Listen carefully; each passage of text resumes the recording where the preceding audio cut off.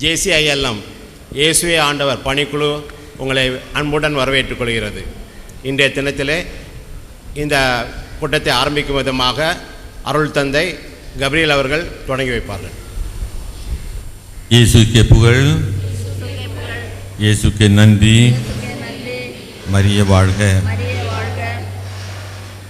கிறிஸ்து அன்பார்ந்த சகோதரிகளே சகோதரிகளே, இங்கு நடக்கின்ற நிகழ்ச்சிகள் எல்லாம் நீங்கள் நேரடியாக கண்டு கொண்டே இருக்கின்றீர்கள், உள்ளத்திலே பதிவு செய்து கொண்டே இருக்கின்றீர்கள். அது மிக முக்கியம். நான் இன்று சொல்ல விரும்புவது ஒரே ஒரு முக்கியமான காரியம்தான். இறை வார்த்தைகளை சாதாரணமாக நினைக்கக்கூடாது. வாழ்வு தரும் வார்த்தைகள் நம் ஆண்டவர் சொன்னார். என்னுடைய வார்த்தைகள் ஆவியும் உயிருமாகும். யாருடைய உயிர்? கடவுளுடைய உயிர் அதிலே இருக்கிறது, அவருடைய ஆவியும் அதிலே இருக்கிறது. ஆச்சரியமான விதத்தில் செயல்படக்கூடிய வார்த்தைகள் அங்கே தான் இருக்கிறது. ஆகவே நற்செய்தி படிக்கிறேன், அது தினம் வாசிக்கிறேன், பத்தாது. அது எப்பொழுதெல்லாம் உள்ளத்திலே போகிறதோ அப்பொழுதுதான் அது பலன் தரும். அதுதான் நல்ல நிலம். அந்த நிலத்திலே இந்த விதைகள்லாம் விதைக்கப்பட வேண்டும். விதைக்கிற பொழுதுதான் பலன் தரும். வாசித்து போனதுனால பலன் தராது, பார்த்துட்டதுனால பலன் தராது, தோளில் தூக்கிட்டு போனதுனால பலன் தராது. பல பேர் நினைக்கிறார்கள் அப்படி கொண்டு போனால் பலன் தரும் என்று நினைக்கிறார்கள். நல்லதான், தப்புன்னு சொல்லலை. ஆனால் அதுதான் ஒரே வழின்னு நினைக்கக்கூடாது. எப்பொழுது ஒரே வழி என்னவென்றால், எப்பொழுது உள்ளத்திலே அந்த இறை வார்த்தை போகிறதோ, அங்கே ஊன்றப்படுகிறதோ, அது வளர்ந்து பலன் தர வேண்டும் என்பதுதான் முக்கியமான நோக்கம். ஆனால் சாத்தான் அதை அனுமதிக்காது. சாத்தான் அதுதான் பிடிக்காது. நீங்கள் பைபிள் கொண்டு போகிறதெல்லாம் பிடிக்கும், நீங்கள் வாசிக்கிறதும் பிடிக்கும், எல்லாம் செய்யலாம் பிடிக்கும். ஆனால் உள்ளத்திலே பதிய வைப்பது சாத்தானை பிடிக்காது. எனவே அந்த விதைக்கிற விதைகள் எல்லாம் உடனே எடுத்து விடுகிறது என்று நாம் படிக்கிறோம். எடுத்து விடாமல் இருப்பது என்ன செய்யும்? திரும்பவும் சொல்லுகிற பொழுது உள்ளத்திலே பதிகின்றது, எடுத்து விட முடியாது. நான் இன்று சொல்ல விரும்புவது என்னவென்றால், ஒரே ஒரு முக்கியமான காரியம்தான். நேற்றைய தினம் தொடர்ச்சி என்று சொல்லலாம். ஒரு இளைஞன் அதில் பரிசீலனை ஆண்டவத்தில் கேட்டான், நான் மோட்சம் போகணுமானா என்ன செய்யணும்னு கேட்டான். தெரியுமா என்ன சொன்னான்? பதில் ஆண்டவர் அவர் பையன் ஆளர்னு சொல்லிச்சு. பரிசீலனை என்ன சொன்னான்? பரிசீலன் மோட்சம் போகணும் என்ன செய்யணும்னு கேட்டான். அது இயேசு என்ன சொன்னார்? என்ன என்ன சொன்னார்? என்ன சொன்னார்? கற்பனைகளை கடைபிடின்னு சொன்னார். எவற்றைன்னு கேட்டால் ஆண்டவர் சொன்னார். இந்த 10 கற்பனை 10 கட்டளை இருக்கு, தெரியுமா உங்களுக்கு? சில பேர் தெரியாது. உங்களுக்கு எல்லாரும் தெரியுமா? நிச்சயமா தெரியுமா? புதுமை எடுத்தோடே மறந்து விடுறாங்க. பெரிய ஆளுக்கு கேட்டாலும் தெரியாது. ஆனால் ஆண்டவர் இன்னும் அதை சொல்லிட்டு தான் கற்பனை அனுசரித்து சொல்லத்தான் செய்கிறாரு. தெரியாட்டு போனால் எப்படி அனுசரிக்க முடியும்? அனுசரிக்க முடியாது. அப்படித்தானே? உங்களுக்கு தெரியுமா? கேட்டு பார்க்கட்டா? தெரியாட்டு போனால் சீக்கிரம் படிச்சிருங்க. ஒவ்வொரு நாளும் ஒரு முறையாவது இந்த 10 கட்டளைகளை 10 கற்பனைகளை சொல்லணும். தெரிஞ்சுதா? ஒரு முறையாவது சொல்லத்தான் அந்த உள்ளத்தில் பதிகிற பொழுது அதன்படி நான் நடப்பதற்கும் வாழ்வதற்கும் வாய்ப்பு வரும், இல்லைன்னா வராது. மனசாட்சின்னு அப்படித்தான். மனசாட்சினா தெரியுமா? மனசாட்சினா தெரியுமா? இருக்காது. மனசாட்சி இருக்க உங்களுக்கெல்லாம் இருக்கா? எல்லாம் இருக்கு. மனசாட்சினா என்ன? அது நல்லது தீமையெல்லாம் கண்டுபிடிக்க முடியும். அப்படி தானே? அப்படி மழுப்பி விடுவாங்க. அது பிரமத்தை இந்துக்கள் சொல்லுவாங்க நல்லது. நமக்கு அப்படி இல்லை. கடவுளுடைய வார்த்தையை கட்டளை நினைவூட்டுகிறது தான் மனசாட்சி. பொய் சொல்லாத கற்பனை, திருடாத கற்பனை, அப்படி ஒவ்வொன்றுமே எல்லா கற்பனைகளுமே அந்த மனசாட்சி நமக்கு அந்தந்த நேரத்தில் நினைவுபடுத்துகிறது. அந்த கற்பனையிலே தெரியாட்டு போனால் எப்படி நினைவுபடுத்தும்?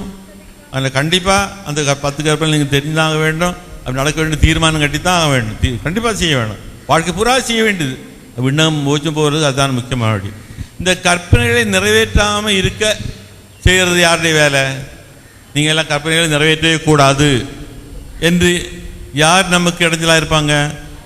சாத்தா மட்டும் இல்லை. நேற்று நான் 3-4 காரியம் சொன்னேனே, சாத்தா மட்டும்தானா? நேற்று சொன்னதெல்லாம் கவனிச்சிங்களா?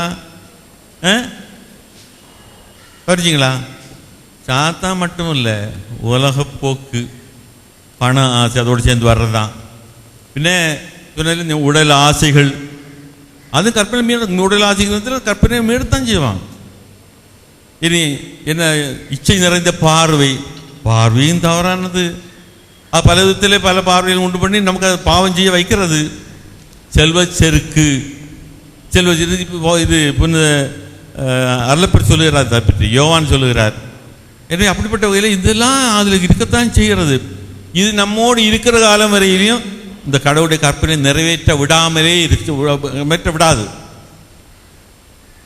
இதெல்லாம் அதனால அது வேரோடே அது அறுத்து விட வேண்டும்.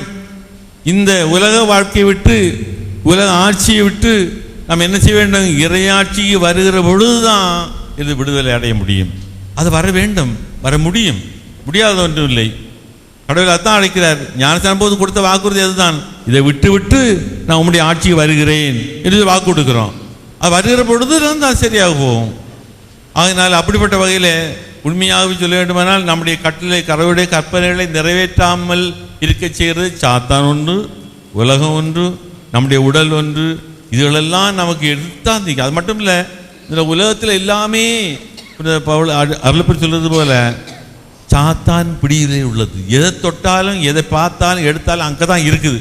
நம்ம வழி மாற்றி அமைச்சிடும். ஏன்னா நம்ம எல்லாம் மீட்படைய கூடாது என்பது சாத்தானுடைய திட்டம், பெரிய திட்டம். அது திட்டம் மட்டும் போட்டதில்லை, திட்டத்தை செயல்படுத்தி கொண்டே இருக்கிறான். யாரை விழுங்கலாம் என்று அவன் சுத்தி தீர்கிறான் என்று பேதுரு சொல்லுகிறார். யாரை விழுங்கலாம் என்று விழுங்கி விடுவான். அப்படிப்பட்ட வகையில் அந்த சாத்தான் பெரிய திட்டங்கள்லாம் போட்டு செயல்பட்டு இருக்கிறபோது நாம் வெடிப்பாக இருந்தால் தவிர நிச்சயமாக நாம் அந்த மேலான பாக்கியத்தை எழுந்து விடுவதற்கான வாய்ப்பு இருக்கிறது. அதனால் கண்ணும் கருத்துமா விழிப்பாக நற்செய்திச்சும் படித்தா போகிறது, சீரியஸாக எடுக்க வேணும், சீரியஸாக உள்ளத்தில் போட வேணும். அதன்படி வாழ்வதற்கு கடவுள் அருளை கேட்கணும். உள்ளத்தில் போட்டாச்சுன்னா வாழ்க்கை வரும். உள்ள போட்டாட்டிப்பானா மனப்பாடம் பண்ணால் பிரயோஜனம் இல்லை. மனப்பாடம் பண்ணால் அந்த பிரயோஜனம் பத்தாது. சில பேர் மனப்பாடம் பண்ணுவாங்க. மனப்பாடம் பண்ணி இப்போ இந்த சில இதில் இது என்ன சொல்லுவாங்க, திருவிழா காலங்களில் மனப்பாடம் பண்ண போட்டி வைப்பாங்க. மனப்பாடம் பண்ணி மனதில் தான் இருக்கும், அது புத்தியில் தான் இருக்கும், அதுக்கப்புறம் போகாது. உள்ளவன்னு சொல்லக்கூடிய இன்னொன்று நல்ல நிலம், அங்கே தான் கடவுள் தங்குற இடம், இருக்கிற இடம். அந்த இடத்துல தான் அந்த இறை வார்த்தைகளும் இருக்க வேண்டும். இறை வார்த்தைகள் இருக்க இருக்க உள்ளத்தில் இருக்கின்ற ஆகாத போக்குகளும் சிந்தனைகள்லாம் அகன்று போய்கொண்டே இருக்கும். இறை வார்த்தை வளர்ந்து கொண்டே இருக்கும். அதை பகிர்ந்துச்சுக்கலாம். இதெல்லாம் முக்கியம். அதனால இறை வார்த்தையின் பலன் அப்படிப்பட்டதாக இருக்கிறது. இறை அன்பு சகோதரர்களே, கடவுள் சொன்ன மறக்க வேணும், நான்லாம் மோட்சம் போக வேண்டும் என்று விரும்புகின்றோம். ஏன்னா எப்படி செய்தா போவோம்? கற்பனையை அனுசரித்தா போகும். கற்பனையில் மட்டுமல்ல, கடவுள் விருப்பத்தை செயல்படுத்த வேண்டும், திருவுளத்தை செயல்படுத்த வேண்டும். வார்த்தையில் இந்த நற்செய்தியில் மட்டுமல்ல, விவிலியத்தில் சொல்வதெல்லாம் கடவுள் விருப்பங்கள் அங்கங்கேயே சொல்லியிருக்கிறார். இந்த விருப்பங்கள் எல்லாம் நான் நிறைவேற்றுகிற பொழுதுதான் மோட்சத்துக்கு போக முடியும். கற்பனைகள் கட்டளை மட்டுமல்ல. அதுதான் 10 இருக்கு, இல்லை 12 இருக்கு, எவ்வளோ முடிஞ்சு போச்சு. ஆனால் கடவுள் விருப்பங்கள் எங்கெல்லாம் அதெல்லாம் சொல்லி இருக்கிறதோ அதெல்லாம் விருப்பங்கள் தான். வாசிக்க தெரியும், இது கடவுள் விரும்புகிறார், இது விரும்பலை. அதையும் கடைபிடிக்க வேணும். அதுதான் முக்கியமாக கடைபிடிக்க வேண்டியது. அவருடைய விருப்பத்தை நிறைவேற்றுவது தான் இப்போ பேர் பெற்றவர்கள். ஆண்டவர் சொன்னார், யார் பேர் பெற்றவர்கள்? தந்தையோட விருப்பத்தை அறிந்து நிறைவேற்றுவர்கள் பேர் பெற்றவர்கள். அப்படி தான் சொன்னார். கட்டளையில் மட்டுமல்ல. அதனால் அன்பு சகோதரர்களே, இங்கே சொல்லித்தரப்படுகிறதெல்லாம் இப்படிப்பட்ட காரியங்கள் தான். வாழ்க்கையை எப்படி கொஞ்சம் மாற்றி அமைக்கலாம், வார்த்தையை எப்படி நம்ம கடவுள் பக்கமாக திருப்பலாம், சாத்தான் பிடியை விட்டு எவ்வளவு தப்பலாம், வெளியே வரலாம், இதெல்லாம் தான் இங்கேயும் சொல்லித்தரப்படுகிறது. இதை நான் சொன்ன வரை ஜெப கொண்டாட்டமும் இல்லை, அச்சி கொண்டாட்டமும் இல்லை. ஆனால் குறிப்பாக இறை வார்த்தையை உள்ளத்திலே போடுகின்ற விழான்னு வச்சுக்கோங்களேன். உள்ளத்திலே அந்த வார்த்தைகள்லாம் உள்ளத்தில் போடத்தான் நம்மெல்லாம் நிச்சயமாக பேர் பெற்றவர்களாகிறோம்.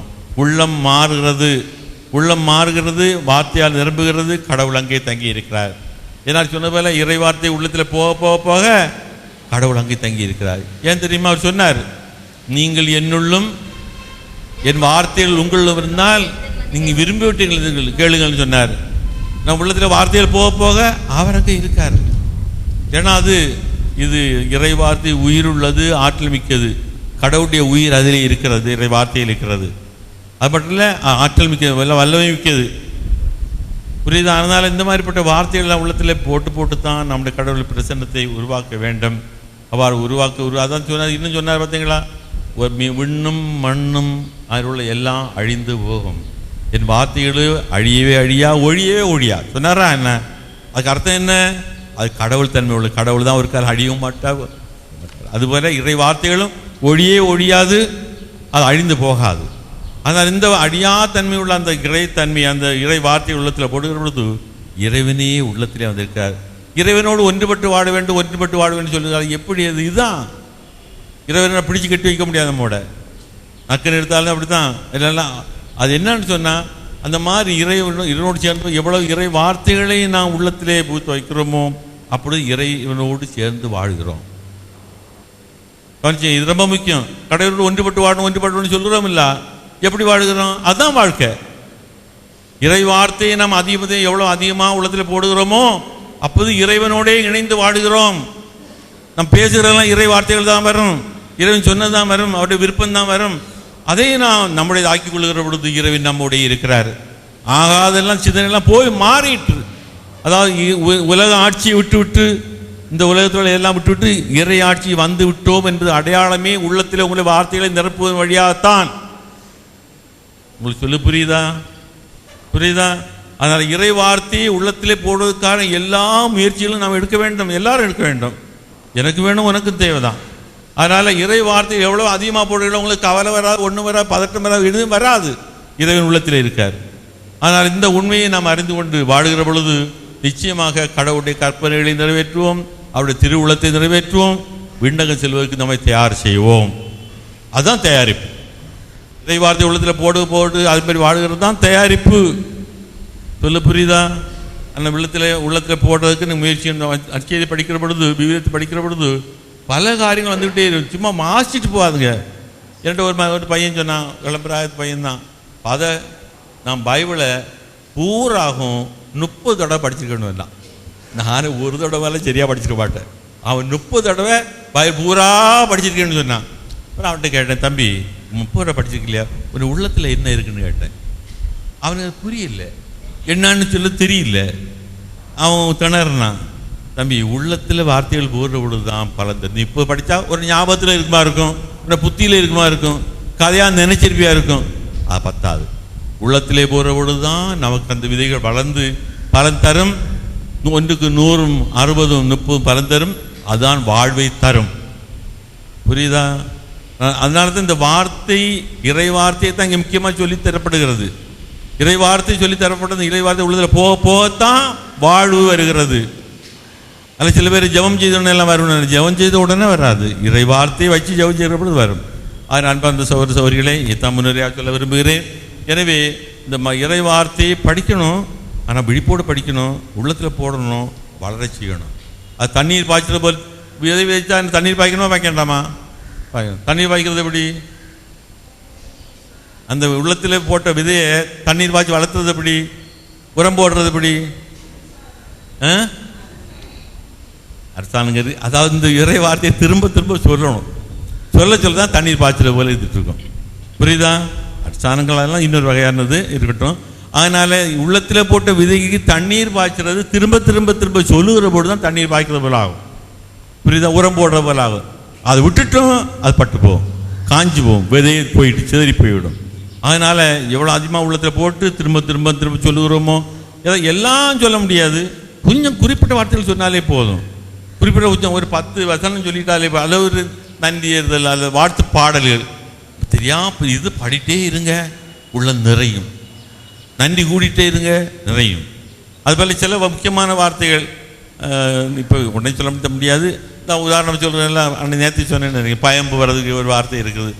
சொல்லும், பயம் மட்டும் இல்லை, கடவுள் நம்மளோட பிரசன்னத்தை உண்டு. ஆண்டவர் என் பக்கம் இருக்க, நான் ஏன் அஞ்ச வேண்டும், நான் பதற்றம் அடைய வேண்டும், கவலைப்பட வேண்டும், நடுங்க வேண்டும், ஒன்றும் வேண்டாம். ஆனால் ஆண்டவர் என்னோடு இருக்கிறார் என்ற உண்மையை எப்படி உள்ளத்தில் போடுகிறோமோ இது எல்லாமே அகன்று போய்விடும், அங்கே இருக்காது.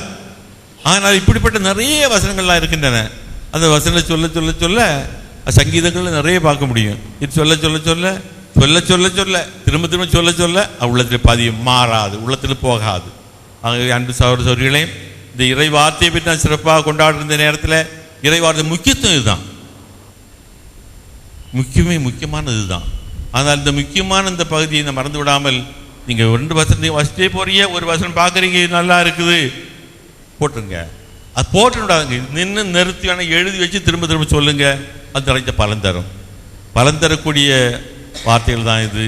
ஆகையால் நிறைந்த பலன் பெற்று இறுதியாக அந்த பலனுக்கு சம்பாவனையாக கடவுள் நமக்கு நிறைந்த ஒரு வாழ்வை தருவாராக என்று சொல்லி நான் இந்த தொகுவரை முடித்துக் கொள்கிறேன். நன்றி அருள் தந்தை அவர்களே. அடுத்தபடியாக இறைப்புகள் வழிபாடு, அதற்கு அடுத்து ஒரு சிறப்பு செய்தி உண்டு. அதற்கு அடுத்து சகோதரர் ஜான்சன் அவர்கள் செய்தி அளிப்பார்கள். இப்பொழுது இறைப்புகள் வழிபாடு நடத்த சகோதரர் பிலிப் அவர்களை அழைக்கின்றேன். இயேசுவுக்கே புகழ், இயேசுவுக்கே நன்றி. மரியே வாழ்க, தாயே வாழ்க. ஹல்லேலூயா, ஹல்லேலூயா, ஹல்லேலூயா. நண்பர்களே, இந்த மூன்றாவது நாளிலே, சொல்லப்போனால் இறுதி நாளிலே, ஆவியானவர் நம்மிலே அளவில்லாமல் பொழியப்பட ஆண்டவரை நாம் போற்றி புகழ்வோம். அவரை புகழும்போது நம்மிலே மகிழ்ச்சி வருகிறது, அந்த ஆவியின் கனி நம்மிலே கடந்து வருகிறது. அவரை புகழும்போது நம்முடைய கவனம் நம்மிடமிருந்து எடுபட்டு ஆண்டவரை நோக்கி போகிறது. ஆகவே நம்முடைய மனதிலே சமாதானம் வருகிறது, ஆவியின் கனிகள் நமக்குள்ளே வருகின்றன. எனவே அந்த ஆண்டவரை நாம் மீண்டும் மீண்டும் போற்றுவோம். திருப்பாடல் 34:1 திருப்பாடல் ஆசிரியர் சொன்னார், ஆண்டவரை நான் எக்காலமும் போற்றுவேன், ஆண்டவரை நான் எக்காலமும் போற்றுவேன். ஆகவே இக்காலத்திலும் நாம் போற்றுவோம், இந்த வேளையிலும் நாம் போற்றுவோம், ஆண்டவரை போற்றுவோம். இயேசுவே ஸ்தோத்திரம், இயேசுவே நன்றி. ஹல்லேலூயா, ஹல்லேலூயா. இயேசுவே ஆண்டவர், இயேசுவே மீட்பர், இயேசுவே தெய்வம், இயேசுவுக்கே புகழ், இயேசுவுக்கே நன்றி. ஹல்லேலூயா, ஹல்லேலூயா. நாம் திருப்பாடல் 107 பாடலாக பாடுவோம். ஆண்டவரை போற்றுங்கள், அவர் நல்லவர், என்றும் என்றும் உள்ளது அவர் இரக்கம் என்ற அந்த திருப்பாடலை நாம் பாடுவோம். எல்லோரும் எழுந்து நின்று நாம் ஆண்டவரை பாடுவோம். நண்பர்களே, நேற்று பிரதர் உங்களுக்கு திரும்ப திரும்ப சொன்னாங்க, எங்கே ஆண்டவர் புகழப்படுகிறார்களோ அங்கே ஆண்டவருடைய பிரசன்னம் இருக்கிறது என்று சொன்னார்கள். ஆகவே அவரை புகழ புகழ ஆண்டவருடைய பிரசன்னத்துக்குள்ளே நாம் அதிகம் அதிகம் நுழைகிறோம். புகழ்ச்சியின் மத்தியிலே அவர் கொலுவீற்றிருக்கிற ஆண்டவராக இருக்கிறார். ஆகவே அவரை போற்றுவோம். ஆண்டவரை போற்றுங்கள், அவர் நல்லவர், என்றென்றும் உள்ளது அவர் இரக்கம். எல்லாரும் ஆண்டவரை போற்றுங்கள், அவர் என்றென்றும் உள்ளது அவர் இரக்கம். மீண்டும் ஆண்டவரை எல்லாரும் போற்று, என்றென்றும் உள்ளது அவர் இரக்கம். வெண்கல கதவுகளை தகர்த்து விட்டார், வெண்கல கதவுகளை தகர்த்து விட்டார், இரும்பு தாழ்பாளை முறித்து விட்டார், இரும்பு தாழ்பாளை முறித்து விட்டார்.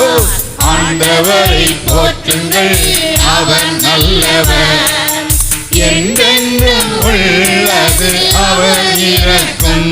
மீண்டும் ஆண்டவரை போற்றுவோம், அவரை போற்றுவோம், கை கட்டி போற்றுவோம், வாயார போற்றுவோம். வார்த்தையை அனுப்பி குணம் தந்தார், வார்த்தையை அனுப்பி குணம் தந்தார், அழிவில் நின்று காப்பாற்றினார், என்னை அழிவில் நின்று காப்பாற்றினார்.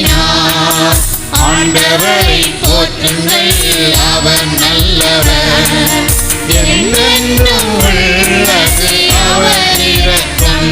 சேர்ந்து ஆண்டவரை போற்றுங்கள், அவர் நல்லவர், என்றென்றும் உள்ளது அவர் இரக்கம். நெருக்கடியில் ஆண்டவரை கூவி அழைத்தார், நெருக்கடியில் ஆண்டவரை கூவி அழைத்தார், நெருங்கி வந்து அவரும் விடுவித்தார், நெருங்கி வந்து அவரும் விடுவித்தார். ஆண்டவரை போற்றுங்கள், அவர் நல்லவர், என்றென்றும் உள்ளது அவர் இரக்கம். ஆண்டவரை போற்றுங்கள், அவர் நல்லவர்,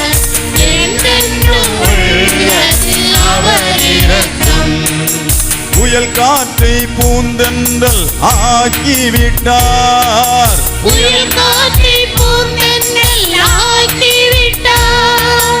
பொங்கிய கடலை அடக்கிவிட்டார்.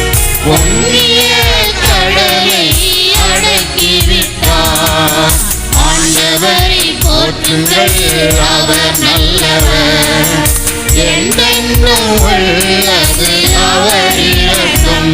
எல்லாரும் ஆண்டவரை போற்றுங்கள், அவர் நல்லவர்.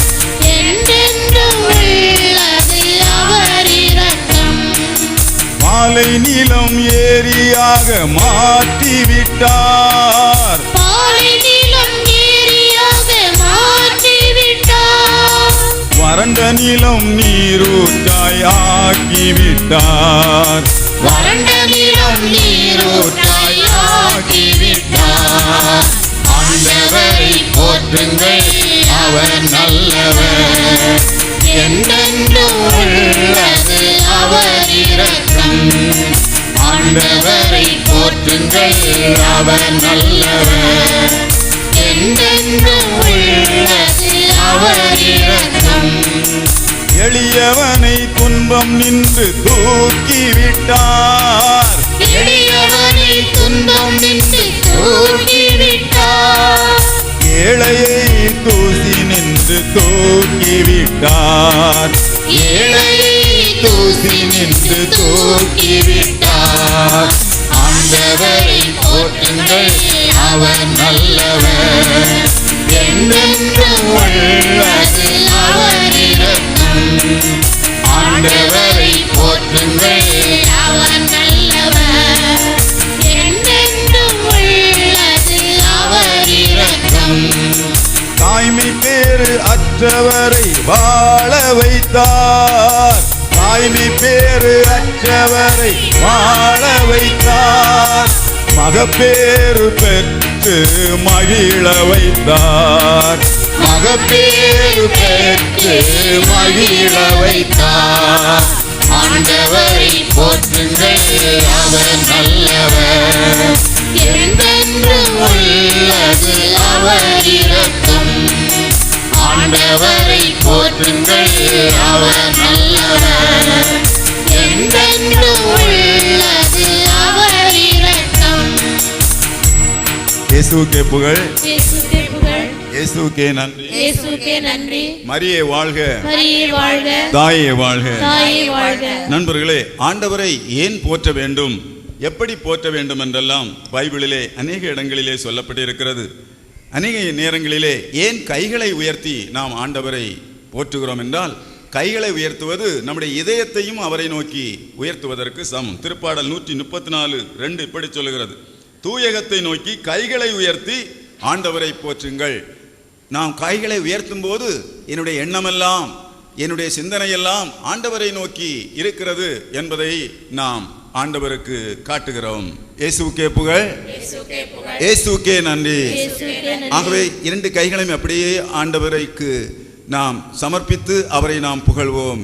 இயேசுவே உம்மை புகழுகிறோம், உம்மை வாழ்த்துகிறோம், உம்மை ஆராதிக்கிறோம், உம்மை மகிமைப்படுத்துகிறோம்.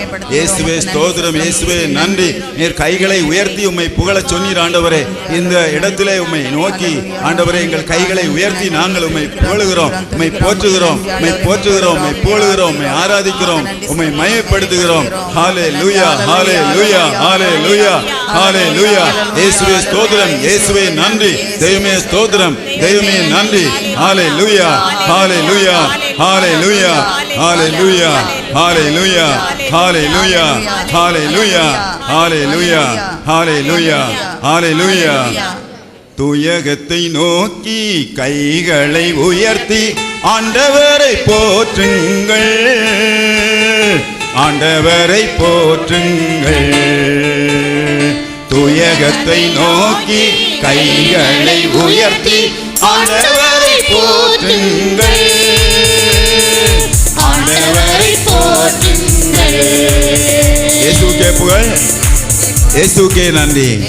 ஹalleluya, ஹalleluya, ஹalleluya.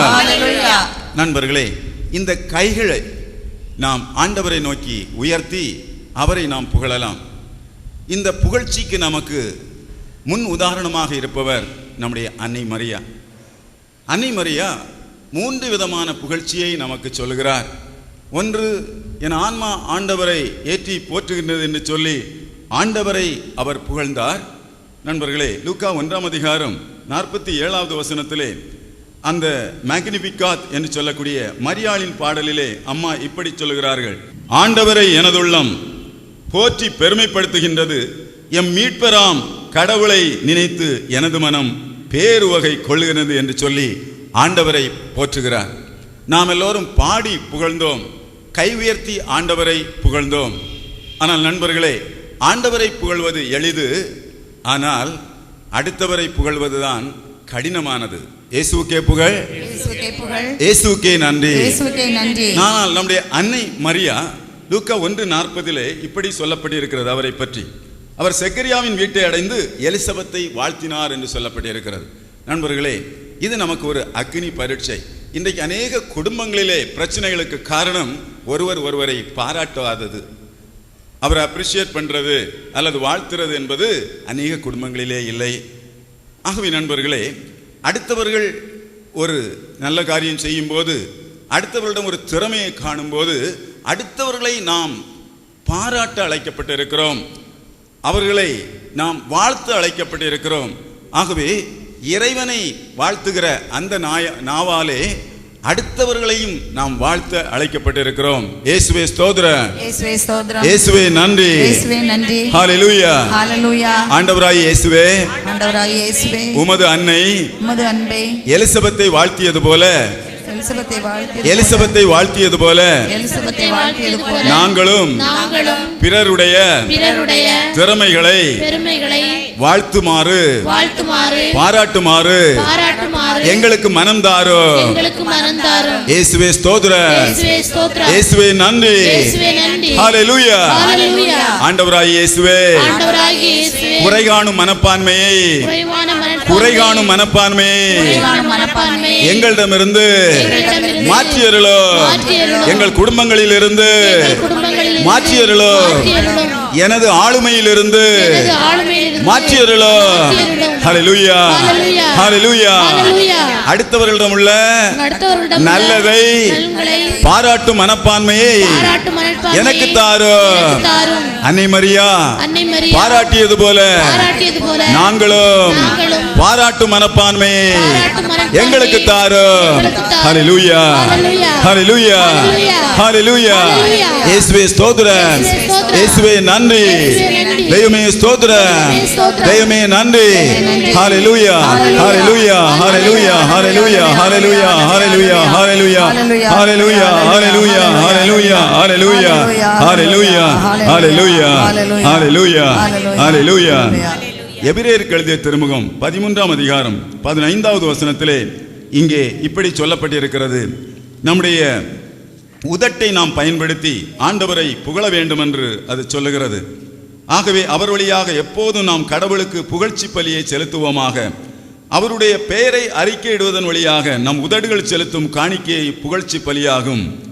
ஆனால் எபிரேயர் 13:16 இந்த புகழ்ச்சி கடவுளுக்கு உகந்த புகழ்ச்சியாக இருக்க வேண்டும் என்றால் நன்மை செய்யவும் பகிர்ந்து வாழவும் மறவாதீர்கள், இவ்வகை பலிகளே கடவுளுக்கு உகந்தவை என்று சொல்லுகிறார். ஆகவே கைகளாலே கடவுளை புகழலாம்.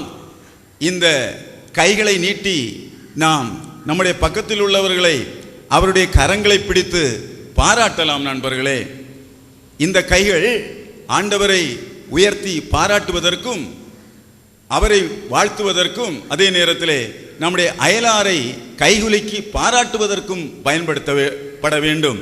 மூன்றாவதாக அது நன்மை செய்ய இந்த கைகள் பயன்பட வேண்டும் என்று ஆண்டவர் சொல்லுகிறார். ஆகவே நண்பர்களே, இங்கே பகிர்ந்து வாழவும் நன்மை செய்யவும் மறவாதீர்கள் என்று சொல்லுகிறார். அன்னை மரியா எலிசபெத்தை வாழ்த்தியதோடு நில்லாமல் லூக்கா 1:56 சொல்லப்பட்டிருக்கிறது, அவர் 3 மாதம் எலிசபெத்தோடு தங்கி அவருக்கு உதவி செய்தார், பேர்காலத்திலே அவருக்கு உதவி செய்தார். ஆகவே அவருடைய கரங்களாலே ஆண்டவரை புகழ்ந்தது மட்டுமல்ல, இந்த சகரியாவின் வீட்டை அடைந்து எலிசபெத்தை வாழ்த்தியது மட்டுமல்ல, அவர்களுக்கு உதவி செய்தார் நண்பர்களே, நன்மை செய்தார். அதுதான் நம்முடைய வாழ்க்கையின் வழியாக ஆண்டவரை புகழுகின்ற ஒன்று. இயேசுவுக்கே புகழ், இயேசுவுக்கே நன்றி. ஹல்லேலூயா, ஹல்லேலூயா, ஹல்லேலூயா. இயேசுவே ஸ்தோத்திரம், இயேசுவே நன்றி. தெய்வமே ஸ்தோத்திரம், தெய்வமே நன்றி. ஹல்லேலூயா, ஹல்லேலூயா, ஹல்லேலூயா. ஆண்டவரை போற்றுங்கள், அவர் நல்லவர், என்றென்றும் உள்ளது அவர் இரக்கம். ஆண்டவரை போற்றுங்கள், அவர் நல்லவர், என்றென்றும் உள்ளது அவர் இரக்கம். பசியுற்ற மனிதனுக்கு நிறைவளித்தார், பசியுற்ற மனிதனுக்கு நிறைவளித்தார். பட்டினி கிடந்தவனை நிரப்பிவிட்டார், பட்டினி கிடந்தவனை நிரப்பிவிட்டார். ஆண்டவரை போற்றுங்கள், அவர் நல்லவர், என்றென்றும் உள்ளது அவர் இரக்கம். ஆண்டவரை போற்றுங்கள், அவர் நல்லவர், என்றென்றும் உள்ளது அவர் இரக்கம். ஹல்லேலூயா, ஹல்லேலூயா, ஹல்லேலூயா, ஹல்லேலூயா, ஹல்லேலூயா. நண்பர்களே, கடைசி நாளிலே, நியாய தீர்ப்பு நாளிலே ஆண்டவர் நம்மிடம் ஒரு கேள்வி கேட்பார். நான் ஆடையின்றி இருந்தேன், எனக்கு ஆடை கொடுத்தாயா? மத்தேயு 25ஆம் அதிகாரம் 36வது வசனம் இப்படி சொல்லுகிறது. ஆனால் பைபிள் என்ன சொல்லுகிறது நண்பர்களே? ஏசாயாவின் புத்தகம் 61ஆம் அதிகாரம் 3வது வசனம் இப்படி சொல்லுகிறது. அது சொல்லுகிறது, நலிவற்ற நெஞ்சத்திற்கு பதிலாக புகழ் என்னும் ஆடையை கொடுக்கவும் என்னை அனுப்பியுள்ளார். ஆகவே பிறரை நாம் புகழும் போது பிறருக்கு நாம் ஆடை கொடுக்கிறோம் என்று பைபிள் சொல்லுகிறது. நீங்கள் வேறு விதமாக ஆடை கொடுக்காவிட்டாலும் பிறருக்கு நைந்த உள்ளத்தோடு வருகிறவர்களுக்கு நீங்கள் ஆறுதல் சொல்லும்போது, அவர்களுக்கு பாராட்டுதல் சொல்லும்போது, அவர்களுடைய திறமைகளை நாம் பாராட்டும் போது புகழ் என்னும் ஆடையை நாம் அவர்களுக்கு கொடுக்கிறோமாம். அவர்கள் ஆடையின்றி நிற்காமல் அவர்களுக்கு ஆடை கொடுக்கிறோம் என்று பைபிள் சொல்லுகிறது. இயேசுவுக்கே புகழ், இயேசுவுக்கே நன்றி. ஹல்லேலூயா, ஹல்லேலூயா, ஹல்லேலூயா, ஹல்லேலூயா. ஆகவே மீண்டும் ஒரு முறை நாம் கைகளை உயர்த்தி ஆண்டவரை புகழ்வோம். ஆண்டவரை புகழும்போது அயலாரை புகழ வேண்டும் என்ற உணர்வு நமக்கு இருக்க வேண்டும். பிறருக்கு நாம் உதவி செய்ய வேண்டும் என்ற உணர்வு நமக்கு இருக்க வேண்டும். ஆகவே நாம் ஆண்டவரை புகழ்ந்தால் போதாது, அடுத்தவர்களை புகழ வேண்டும், அடுத்தவர்களுக்கு உதவி செய்ய வேண்டும். இந்த கரங்களாலே ஆண்டவரை புகழ்ந்து அடுத்தவர்களை பாராட்டி அடுத்தவர்களுக்கு நம்மால் முடிந்த உதவியை செய்வோம் என்ற உணர்வோடு கைகளை உயர்த்தி நாம் ஆண்டவரை மீண்டும் புகழ்வோம். இயேசுவே ஸ்தோத்திரம், இயேசுவே நன்றி, உம்மை மகிமைப்படுத்துகிறோம். ஹல்லேலூயா, ஹல்லேலூயா, ஹல்லேலூயா, ஹல்லேலூயா, ஹல்லேலூயா, ஹல்லேலூயா, ஹல்லேலூயா, ஹல்லேலூயா, ஹல்லேலூயா. இயேசுவே ஸ்தோத்திரம், இயேசுவே நன்றி. ஹல்லேலூயா, ஹல்லேலூயா, ஹல்லேலூயா, ஹல்லேலூயா.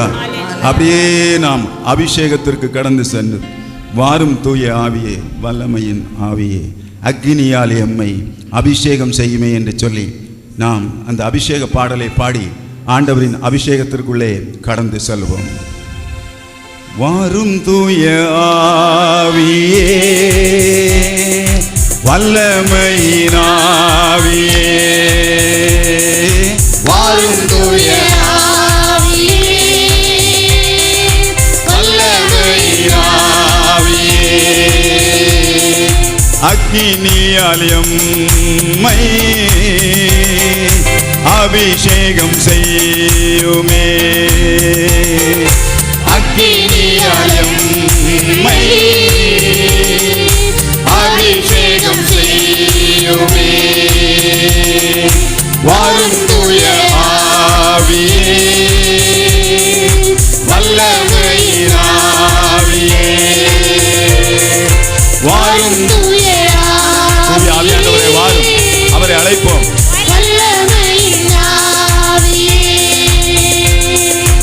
அக்கினியாய் வந்தவரே,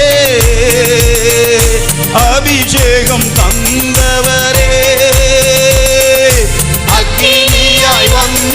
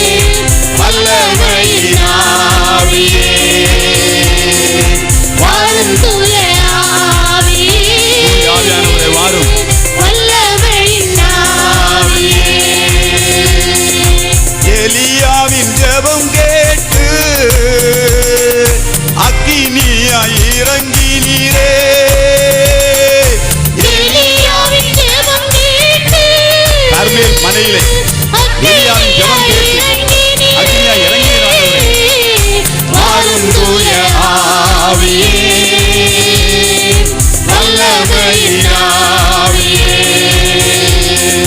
வாரும் தூய ஆவியே, வாரும் வாரும் ஆண்டவரே. வல்லமையின் ஆவியே. சாலமோனின் ஜெபம் கேட்டு அக்கினியாய் இறங்கினீரே. சாலமோனின் ஜெபம் கேட்டு அக்கினியாய் இறங்கினீரே. வாரும் தூய ஆவியே, வல்லமையின் ஆவியே, வாரும் தூய ஆவியே, வல்லமையின் ஆவியே. நீர்த்திரள் மீதினிலே நின்று அசைவாடினீரே. நீர்த்திரள் மீதினிலே நின்று அசைவாடினீரே. வாரும் தூய ஆவியே, வல்லமையின் ஆவியே, வாரும் தூய ஆவியே, வல்லமையின் ஆவியே. விண்ணகம் திறந்திடவே வெண்புறாவாய் இறங்கினீரே. விண்ணகம் திறந்திடவே வெண்புறாவாய் இறங்கினீரே. வாரும் தூய ஆவியே, வல்லமையின் ஆவியே, வாரும் தூய ஆவியே, வல்லமையின் ஆவியே. வாரும் தூய ஆவியே, வல்லமையின் ஆவியே. வாரும் தூய ஆவியே, பாடுவோம், அப்படியே பாடுவோம். அபிஷேகம் நிரம்பி வரட்டும், அபிஷேகம் நிரம்பி வரட்டும். விண்ணகம் திறக்கப்படட்டும், விண்ணகம் திறக்கப்படட்டும், விண்ணகம் திறக்கப்படட்டும், விண்ணகம் திறக்கப்படட்டும். எல்லோரும் ஆவியினாலே நிரப்பப்படட்டும். ஆவி எங்குண்டோ அங்கே விடுதலை உண்டு. வாரும் தூய ஆவியே, வல்லமையின் ஆவியே, வாரும் தூய ஆவியே, வல்லமையின் ஆவியே, வாரும் தூய ஆவியே, வல்லமையின் ஆவியே. அக்கினியாலும் அபிஷேகம் செய்யுமே. வாரும் தூய ஆவியே, வல்லமையின் ஆவியே. வாரும் ஆவியே, இந்த அரங்கம் முழுவதும் நிரம்பி நாங்கள் இருக்கும் ஒவ்வொருவர் உம்மால் நிரம்பி வழியும்படி வாரும் ஆவியே. அப்படியே கைகளை உயர்த்தி மீண்டும் ஆண்டவரை துதித்து நாம் ஜெபிக்கணும். சொல்லும் இயேசுவே ஸ்தோத்திரம், இயேசுவே நன்றி. எங்கள் உள்ளங்களை ஆட்கொள்ள வாரும் ஆண்டவரே. எங்கள் ஒவ்வொருவருடைய பிரச்சனைகளிலிருந்து எங்களுக்கு விடுதலை தர வாரும் ஆண்டவரே. இயேசுவே வாரும், தெய்வமே வாரும், ஆவியே வாரும் ஐயா. ஹல்லேலூயா, ஹல்லேலூயா, ஹல்லேலூயா, ஹல்லேலூயா.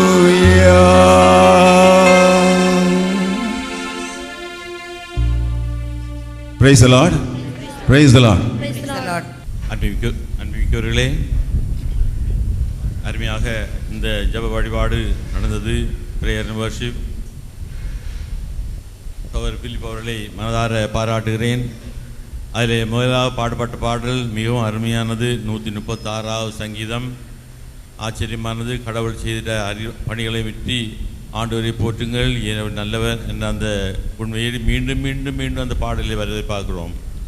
அதுபோல் இன்னொரு நிகழ்ச்சி அது சம்பந்தமாக தொடர்புள்ளது. என்னவென்றால் குறிப்பேடு ரெண்டாவது குறிப்பேடு 20வது அதிகாரத்தில் சொல்லப்பட்ட ஒரு நிகழ்ச்சியை சொல்ல விரும்புகிறேன். யோசபாத் என்ற ஒரு மன்னன் இருந்தான், யூத மன்னன். அவருக்கு எதிராக பல மக்கள் பல நாட்டினரும் போர் தொடுத்தார்கள். பெரும் படை வந்தது. என்ன செய்ய வேண்டும் தெரியாமல் கலங்கினார். கடவுளை நோக்கி போய் மன்றாடினார். மன்றாடின போது அவர் சொன்னார், இந்த போர் என்னுடையது, உங்களுடையதல்ல, நீங்கள் போர் செய்ய வேண்டிய அவசியமே இல்லை, நான் பார்த்துக்கொள்கிறேன் என்று ஒரு சொன்னார். இருந்தாலும் படை வீரர்கள் தயார் செய்தார்கள். அவள் முன்னதாக பாடல்களை அனுப்பினார். அழகாக ஜோடித்து பாடல் பாடுகிறவர்களை அனுப்பினார். அவர் பாடினது மட்டும்தான், வேறு ஒன்றுமே செய்யவில்லை. என்ன பாடல் படித்தார்கள் தெரியுமா? முதலாக படித்த பாடல் போல தான் குறிப்பேடு 2ஆம் அதிகாரம் குறிப்பேடு 2வது குறிப்பேடு 20வது அதிகாரத்தில் சொல்லப்படுது என்னவென்றால் இவ்வளவுதான் பாடினார்கள். என்ன பாடினார்கள்? ஆண்டவரை போற்றுங்கள், ஏன் அவர் தம் பேரன்பு என்றும் உள்ளது. அவ்வளோதான். ஆண்டவரை போற்றுங்கள், ஏன் அவர் தம் பேரன்பு என்றும் உள்ளது. இதை பாடிட்டே போனாங்க. பாடிட்டே போன என்ன நடந்தது? அந்த பகைவர்கள், அந்த அந்த மற்ற நாட்டினை சேர்ந்த அந்த போர் வீரர்கள் எல்லாரும் மாறி மாறி அவருடைய சண்டை உண்டாக்கி குத்தி கொண்டு அத்தனை பேருமே இறந்தார்கள். இதுபோல் நான் எதுக்கு சொல்ல வருகிறேன் என்றால், நமக்கு இந்த உலகத்தில் போராட்டம் இருக்கிறது, தீய சக்திகளோடு போராட்டம் இருக்கிறது, சாசோடு போராட்டம் இருக்கிறது, நம் உடல் சக்திகளோடு தீமைகள் போராட்டம் இருக்கிறது. இவையெல்லாம் ஜெயிப்பதற்கு இந்த ஜெபம், இந்த பாடல் நன்றாக இருக்கும். ஆண்டவரை போற்றுங்கள், ஏன் அவர் தம் பேரன்பு என்றும் உள்ளது. இது தினமும் சொல்லலாம். சொல்ல அதாவது ஆண்டவரை புகழுகிறது. புகழ்ச்சி வல்லமிக்க, ஆற்றல் மிக்க, பவர் பிரைஸ் என்று சொல்வார்கள். மிக ஆற்றல் மிக்கது ஆண்டவரை போற்றுவது. இன்னும் உங்களுக்கு சொல்ல விரும்புவென்றால் தினம் இந்த ஒரு பாடலை படிக்கலாம். புகழ்ச்சி பாடல். ஆண்டவரை போற்றுவோம், புகழும், நன்றி சொல்லுவோம். உம்மை போற்றுகிறோம், உம்மை புகழுகிறோம், நன்றி கூறுகின்றோம்.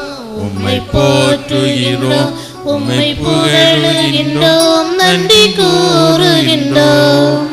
இறைவா உம் மாட்சிமை மேலானது. இறைவா உம் வல்லமை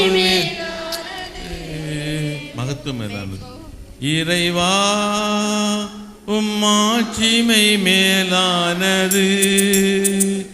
இறைவா உம் மகத்துவம் மேலானது.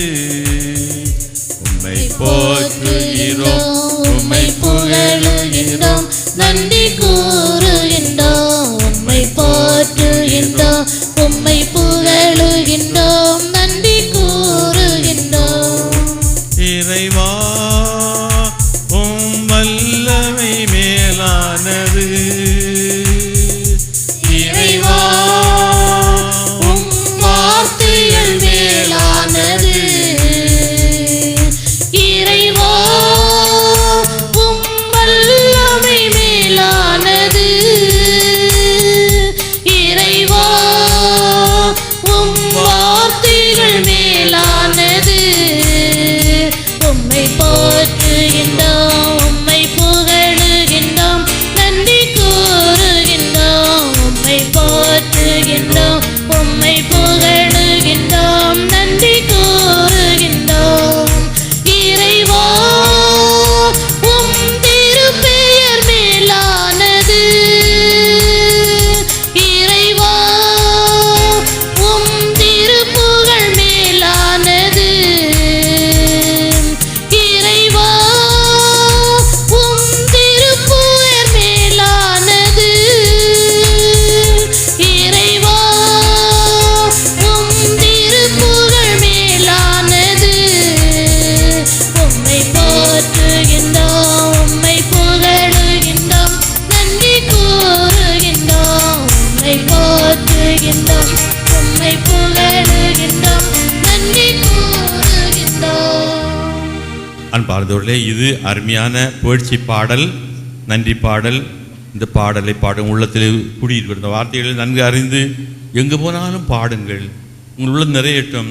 இந்த உங்களுடைய போராட்டம் எளிதாக உள்ளது. தீய சக்திகளோடு எளிதான போராட்டம் நீங்கள் முழுமையாக பெற்று பெறுவீர்கள்.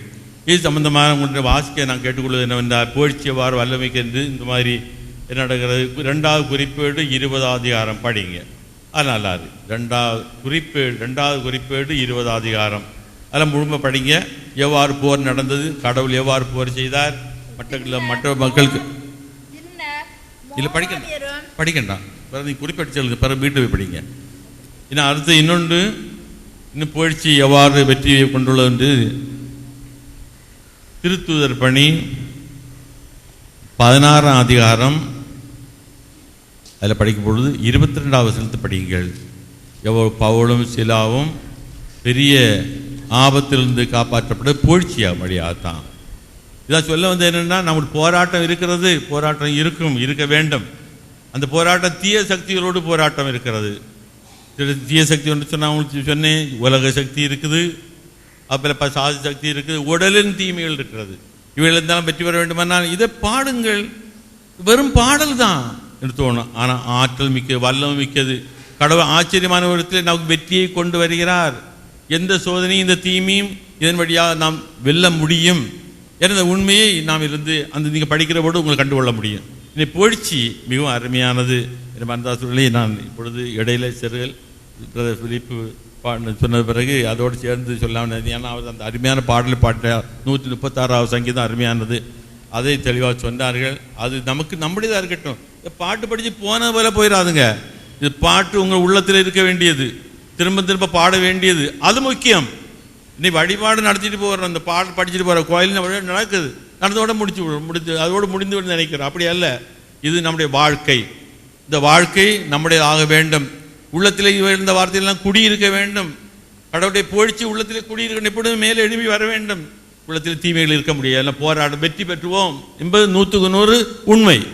அதனால நம்ம இந்த ஜபக்கூட்டங்களில் இறை வார்த்தையும் வல்லமையை நாம் உணர்ந்து அதுக்கு சொல்லுவோம். சொல்லி நாம் வார்த்தையின் வழியாக முழு வெற்றி பெறுவோம் என்று சொல்லிக்கொள்ள விரும்புகிறேன். அடுத்தபடியாக சிறப்பு செய்திக்காக Salem JCILM Jesus Christ is Lord மினிஸ்ட்ரியைச் சேர்ந்த தலைவர் சகோதரர் ஜெயபிராஸ் அவர்களை சிறப்பு செய்திக்காக அழைக்கிறேன்.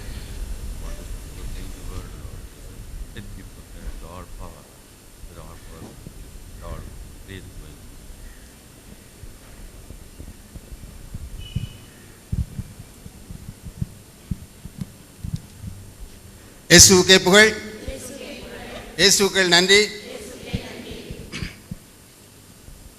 இன்றைய சிறப்பு செய்தியாக உங்களுக்கு இறைவன் கொடுப்பது எபேசியருக்கு எழுதிய திருமுகம் 1ஆம் அதிகாரம் 3, 4, 5 வசனங்கள். எபேசியருக்கு எழுதிய திருமுகம் 1 அதிகாரம் 3, 4, 5 வசனங்கள். பக்கம் 356. யாராவது வாசிக்கலாம்? எல்லாரும் வாசிங்க தயவு செய்து, வாய் திறந்து எல்லாரும். 1 மினிட். 356 பக்கம் எல்லாம் எடுத்துக்கோங்க.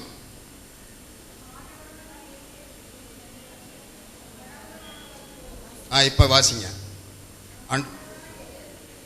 நம் ஆண்டவராகிய இயேசு கிறிஸ்துவின் தந்தையும் கடவுளுமானவர் போற்றி, அவர் விண்ணகம் சார்ந்த ஆவிக்குரிய ஆசீர் அனைத்தையும் கிறிஸ்து வழியாக நம்மீது பொழிந்துள்ளார். நாம் தூயராகவும் மாசற்றராகவும் தம் திருமுன் விளங்கும்படி உலகம் தோன்றுவதற்கு முன்பே கடவுள் நம்மை கிறிஸ்து வழியாக தேர்ந்தெடுத்தார். அவர் நம்மை இயேசு கிறிஸ்துவின் மூலம் தமக்கு சொந்தமான பிள்ளைகள் ஆக்கிக் கொள்ள அன்பினால் முன்குறித்து வைத்தார். இதுவே அவரது விருப்பம், இதுவே அவரது திருவுளம். இவ்வாறு தம் அன்பார்ந்த மகன் வழியாக நம்மீது ஒப்புயர்வற்ற அருளை பொழிந்தருளியதால் அவரது புகழை பாடுகிறோம். கிறிஸ்து எல்லாம் நல்லா இருக்கீங்களா? எல்லாம் நல்லா இருக்கீங்களான்னு கேட்டேன். எல்லாரும் காலை வணக்கம். இந்த வார்த்தையின்படி எல்லார் மேலும் அருள் பொழியப்பட்டிருக்குதா? உண்டா இல்லையா?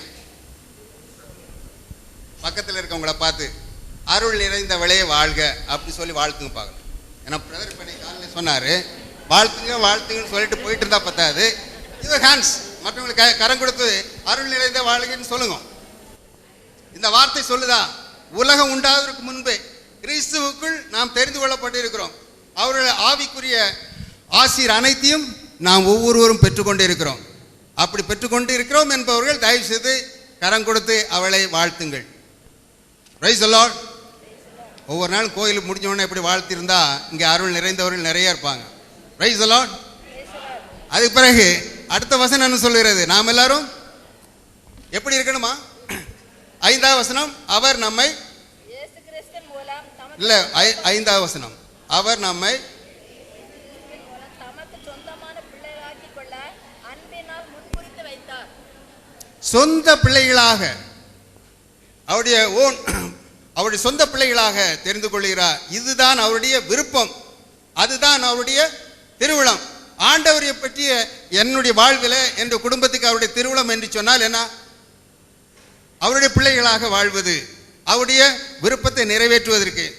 எனவே அதை நாம் நிறைவேற்றுகிற மக்களாக இருக்கிறோம் என்று சொல்லி முதல்ல ஒரு பாடல் பாடி அதை உறுதி செய்து கொள்வோம். பாடல் எண் 71. இது என்னாலும் சந்தோஷமே. எல்லாம் கரங்களை தட்டி, நான் இயேசுவின் பிள்ளை, பயமே இல்லை, என்னாலும் சந்தோஷமே. தெரிந்து கொண்டா மகளாக மகனாக தெரிந்து கொண்டா, என்னை தெரிந்து கொண்டா மகனாக மகளாக தெரிந்து கொண்டா. நான் பிள்ளை, பயமே இல்லை, என்னாலும் சந்தோஷமே. இப்போ ஒன் மினிட். நான் இயேசுவின் பிள்ளை, பக்கத்தில் இருக்கவங்க அப்ப அவங்க காரம் கொடுத்து சொல்லுங்க. நீங்கள் இயேசுவின் பிள்ளை, பயமே இல்லை, என்னாலும் சந்தோஷமே. பக்கத்தில் உள்ள சொல்லுங்க, நீங்கள் இயேசுவின் பிள்ளை, பயமே இல்லை, என்னாலும் சந்தோஷமே. வென்று விட்டேன் எதிரிகள் தடைகளை வென்று விட்டேன். நான் வென்று விட்டேன் எதிரியின் தடைகளை வென்று விட்டேன். நான் இயேசுவின் பிள்ளை, பயமே இல்லை, என்னாலும் சந்தோஷமே. எதை கொண்டு நான் வெற்றி பெற்றேன்? நான் இயேசுவின் பிள்ளை, பயமே இல்லை, என்னாலும் சந்தோஷமே. ஆவியினால் நிரப்பப்பட்டதால் நாம் அப்பா தந்தா என்று சொல்லி அழைக்கிறோம். எனவே அந்த ஆவியானவர் தான் சொல்கிறார் நாம் கடவுளுடைய பிள்ளைகள் என்று சொல்லி. ஆகவே அதை உறுதி செய்யும்படியாக நிரப்பப்பட்டே ஆவியின் வல்லமையால் நிரப்பப்பட்டே. நான் நிரப்பப்பட்டேன் ஆவியின் வல்லமையால் நிரப்பப்பட்டேன். இயேசுவின் பிள்ளை, பயமே இல்லை, என்னாலும் சந்தோஷமே. நான் இயேசுவின் பிள்ளை, பயமே இல்லை, என்னாலும் சந்தோஷமே. அவ்வாறு நிரப்பப்பட்ட பொழுது என்ன நடக்குதுங்க? சுகமானே இயேசுவின் காயங்களால் சுகமானே. நான் சுகமானே இயேசுவின் காயங்களால் சுகமானே. நான் இயேசுவின் பிள்ளை, பயமே இல்லை, என்னாலும் சந்தோஷமே. கொஞ்சம் வேகமா. நான் இயேசுவின் பிள்ளை, பயமே இல்லை, என்னாலும் சந்தோஷமே. இன்னும் வேகமா. நான் இயேசுவின் பிள்ளை, பயமே இல்லை, என்னாலும் சந்தோஷமே. நான் இயேசுவின் பிள்ளை, பயமே இல்லை, என்னாலும் சந்தோஷமே. நான் இயேசுவின் பிள்ளை, பயமே இல்லை, என்னாலும் சந்தோஷமே. Hallelujah. Praise the Lord. I think John secure அவர்கள் ஏறக்குறைய 5-6 முறை இங்கே வந்து விட்டார் நினைக்கிறேன். பல வேளையில் இறை வார்த்தை வல்லமை உள்ளது, தந்தையும் காலையில் சொன்னார் வல்லமை உள்ளது, செயலாற்றக்கூடியது என்று சொல்லி. ஆனால் இது செயலாற்றி கொண்டிருக்கிறது, இங்கே பார்த்து கொண்டு போகிறோம். இது எவ்வாறு செயலாற்றி என்னுடைய வாழ்வில் எவ்வாறு செயலாற்றுகிறது, அவ்வாறு செயலாற்றுவதற்கு செயலாற்றவில்லை என்று சொன்னால் அதற்கு என்ன காரணம் என்று பார்த்தால், பல வேளையில் நாம் வாசிக்கும் பொழுது இறை வார்த்தையை எவ்வாறு வாசிக்கிறோம், எவ்வாறு புரிந்து கொள்கிறோம் என்பதை பொறுத்து தான் இருக்கிறது. எனவே இப்பொழுது அதை எவ்வாறு சிறிது நேரம், டைம் இல்லை, கொஞ்சம் கற்றுக்கொள்ள முயற்சி செய்வோம். மார்க்கு நற்செய்தி 2ஆம் அதிகாரம் 1 முதல் உள்ள வசனங்களை வாசிங்க. சில நாட்களுக்கு பின் பொறுங்க, அவங்க மற்றவங்க எடுத்துக்கிட்டு ரொம்ப அவசரம். பக்கம் 66. எல்லோருமே வாசிக்கலாம், ஏன்னா வாசிக்கும் பொழுது தான் அது நீங்கள் சத்தமாக வாசிக்கணும். இப்போ வாசிங்க. 66வது பக்கம். சில நாட்களுக்கு பின் எல்லாரும் வாசிங்க. மீண்டும் கப்பர்நாகுமுக்கு சென்றார். அவர் வீட்டில் இருக்கிறார் என்னும் செய்தி பரவிற்று. பலர் வந்து கூடவே வீட்டு வாயில் அருகிலும் இடமில்லாமல் போயிற்று. அவர் அவர்களுக்கு இறை வார்த்தை எடுத்துரைத்துக் கொண்டிருந்தார். அப்போது முடக்குவாதமுற்ற ஒருவரை 4 சுமந்து அவரிடம் கொண்டு வந்தனர். மக்கள் திரண்டிருந்த காரணத்தால் அவரை இயேசுவுக்கு முன் கொண்டு வர இயலவில்லை. எனவே அவர் இருந்த இடத்திற்கு மேலே வீட்டின் கூரையை உடைத்து திறப்பு உண்டாக்கி முடக்குவாதமுற்றவரை படுக்கையோடு கீழே இறக்கினர். இயேசு அவர்களுடைய நம்பிக்கையை கண்டு முடக்குவாதமுற்றவரிடம், மகனே, உன் பாவங்கள் மன்னிக்கப்பட்டன என்றார். போதும், தேங்க்யூ. இப்போ முதல் வசனம் வாசிங்க மீண்டும். சில நாட்களுக்கு பின். அந்த வார்த்தை என்ன சொல்லுது? அதில் ஒரு செய்தி இருக்குது. என்ன செய்தி? அப்போ கப்பர்நாம் ஊருக்கு இயேசு, அதனால தான் இன்னொரு அதுக்கு தொக்கி நிற்கிற இன்னொரு வசனம் என்ன இருக்குது? கப்பர்நாமே, நீ வானளவு உயர்ந்து உள்ளாயோ, உன் மத்தியில் செய்யப்பட்ட அற்புதங்களை சீர் சீதோன் நம்ம மக்கள் மத்தியில் செய்திருந்தால் அவள் எப்பொழுது அவர்கள் மனம் திருப்பி இருப்பார்கள் என்று சொல்ற. அப்போது கப்பர்நாமில் வந்து இயேசு பல புதுமைகளை செய்திருக்கிறார். ஆகவே ஆனால் அந்த மக்கள் மனம் திரும்புகிறார்களா? இப்போ நாகர்கோயிலில் நடக்காத ஜெப கூட்டம் இல்லை, பெற்றுக்கொள்ளாத அற்புதங்கள் இல்லை. நீங்கள் பலர் அந்த அற்புதங்களை பெற்றுக்கொண்டிருப்பீர்கள். பெற்றுக்கொண்டுங்க எத்தனை பேர் மற்றவங்களை சொல்லி கூட்டிகிட்டு வந்தீங்க? கூப்பிட்டு வந்திருந்தா அந்த இப்போ ஹாலில் இடம் இருக்குமா? Price the Lord. ஸோ இறை வார்த்தையை படிக்கிறது மட்டும் இல்லை, அதை கொஞ்சம் அது என்ன சொல்லுதுன்னு கேட்டிங்கன்னு சொன்னால் நமக்குள்ள நிறைய காரியங்களை ஒவ்வொரு நாளும் சொல்லி நம்மளை உற்சாகப்படுத்துது, தேற்றுகிறது, நம்மளை தொடர்ந்து செயல்படுத்த வைக்கிறது. இதற்கு தூய ஆவியானவர் துணை நிற்கின்றார். ஓகே,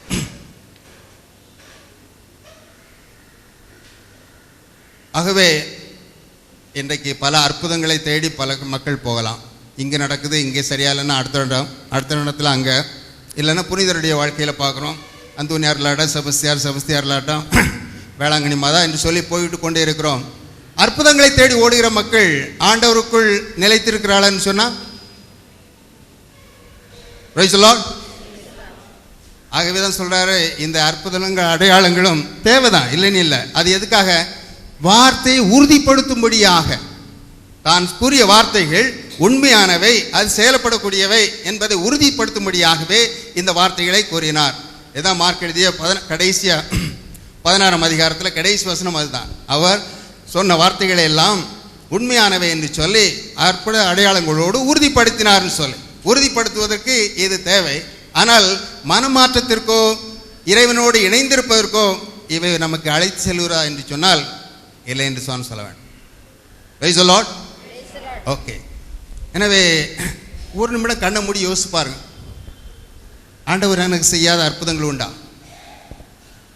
ஒருவேளை எனக்கு உடலில் நலம் தரலை அப்படின்னு சொல்லாவிட்டு, இதுவரை எனக்கு நான் ஹாஸ்பிட்டலே போகலை, எனக்கு நல்ல உடல்நிலை தந்திருக்கிறார். எனவே இப்படிப்பட்ட இறைவனுக்கு நான் என்றாவது நன்றி சொல்லியிருக்கேன். ஆண்டவரே, எனக்கு சுகவினமே இல்லாதபடி காத்து கொண்டீங்களே, நல்ல கண்களை கொடுத்து நல்ல சுகத்தை கொடுத்து என் பிள்ளைகளெல்லாம் காத்து கொண்டீரே என்று சொல்லி நன்றி சொல்லியிருக்கோமா எண்ணிப்பார். இப்போ அடுத்த வசனத்துக்கு வருவோம். 2வது வசனம். பலர் பலர் வந்து கூடவே வீட்டு வாயில் அருகிலும் இடமில்லாமல் போயிற்று. அவர் அவர்களுக்கு இறை வார்த்தை எடுத்துரைத்துக் கொண்டிருந்தார். Price the Lord. அது போதும், 2 வசனம் இருக்குது. அவர் வந்து மக்களை எங்க கூட்டினாங்க? எதற்காக கூட்டினாங்க? அங்கே ஏதாவது அற்புதம் செய்தான்னு போட்டிருக்குதா? இறை வார்த்தை கேட்பதற்காக மக்கள் கூடுகின்றார். இன்று இந்த இறை வார்த்தைக்கு பஞ்சம் உண்டாயிற்று. காரணம், இன்று இறை வார்த்தையை மக்களுக்கு ஏற்ற விதத்திலே இன்றைய காலகட்டத்திலே உள்ளத்திலே அவர்கள் இறங்கும்படியாக சொல்வதற்கு சரியான நிலை இல்லாததால் பல வேளையில் மக்கள் இங்கு தேடுகிறார்கள், அங்கு தேடுகிறார்கள். குறிப்பாக நம்ம கத்தோலிக்க மக்கள் பல இடங்களுக்கு போவதற்கு காரணம் என்ன? ஆனால் நம்ம கோயிலில் வந்து 10 நிமிஷத்துக்கு மேலே பிரசவம் பண்ணால் சாமி அப்படி பார்க்குறோம். அங்கே போனால் 4 மணி நேரம் உட்கார்ந்தாலும் கேட்குறோம். ஏன் எப்படி அது முடியுது? சொல்லுங்க, நீங்க தான் பதில் சொல்லணும். Price the Lord.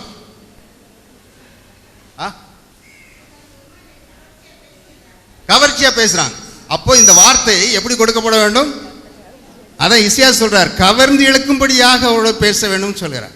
Price the Lord. இப்போ நீங்க எத்தனை பேர்கிட்ட சொல்லியிருப்பீங்க? சாமியாரை விட்டுருங்க, மற்றவங்களை விட்டுருங்க. நாம் அதே அருளை பெற்றிருக்கிறோம், அதே ஆசிரியர் பெற்றிருக்கிறோம். நாம் எத்தனை பேர்கிட்ட சொல்லியிருக்கோம் சொல்லுங்க பாரு. நிறைய பேர்கிட்ட சொல்லிங்க. Welcome. Praise the Lord. Hallelujah. எனவே இறை வார்த்தையை கேட்பதற்கு இன்று மக்கள் கூட்டம் கூட்டமாக பல இடங்களை தேடி அலைகிறார்கள். இந்த வார்த்தை மொழி வாழ்வு இருக்கிற என்பதை உணர்கிறார்கள். அதனால் விடுதலை கிடைக்கிற என்பதை உணர்கிறார்கள்.